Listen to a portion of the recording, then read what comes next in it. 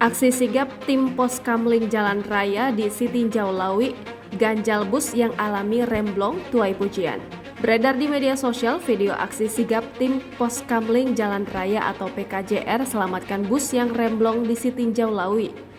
Video tersebut diunggah oleh salah satu pemilik Instagram @viralsekali. Dalam video tersebut menunjukkan suasana di tanjakan Sitinjau Lawi, Jalan Raya Padang Jambi, Kota Padang, Sumatera Barat. Saat itu, tampak sejumlah kendaraan yang melintas dengan cukup hati-hati.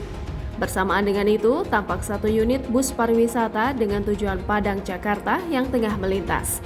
Namun saat itu, bus tersebut menunjukkan gelagat aneh yang terus melaju lurus perlahan di tikungan yang seharusnya berbelok. Ketika sadar, bus tersebut ternyata mengalami remblong.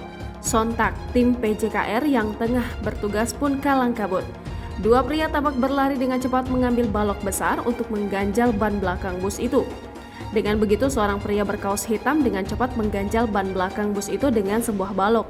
Namun karena satu balok belum cukup kuat untuk menahan beban bus tersebut, rekannya pun mencari balok lainnya. Setelah itu, pria tersebut juga ikut mengganjal ban belakang sebelahnya. Nasib baik, ganjalan balok tersebut bekerja dengan baik dan bus itu seketika berhenti. Aksi tim PKJR itu sontak menuai pujian dari warganet.